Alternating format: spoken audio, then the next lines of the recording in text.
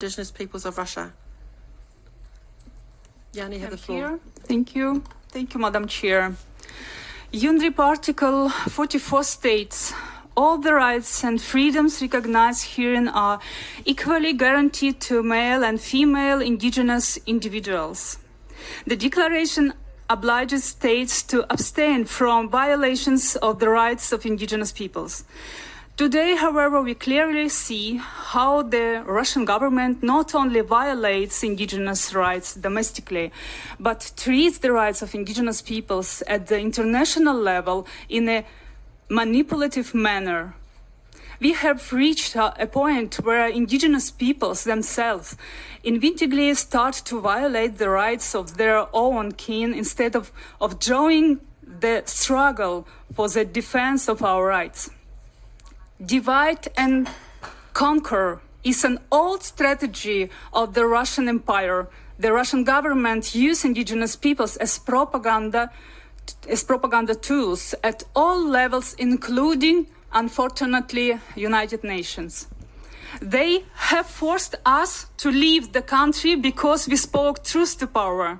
And now they are trying to silence us by saying that we have no right to speak out on the issues facing our brothers and sisters who are still living in Russia.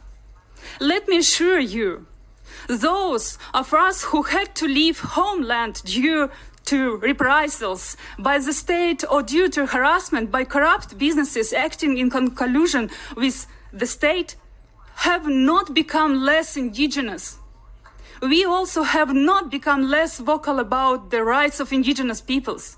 Someone has to continue to talk the consequences of colonialism for indigenous peoples in Russia. Someone has to continue to support those who can't speak for themselves for fear of reprisals, criminalizations, forced mobilization, violations of the rights of women and girls in Russia, and for whom justice in current Russia is out of reach. We, all indigenous peoples, must abide by the principles of justice, democracy, respect for human rights, equality, non-discrimination, good governance, and integrity as set on in the declaration. We recommend that in EMRIP, while monitoring the implementation of decisions of EMRIP and other UN bodies, undertake its own verification of the accuracy of information provided by states and other stakeholders using independent, reputable sources. Thank you. Thank you, Mrs. Tannagasheva, for your statement.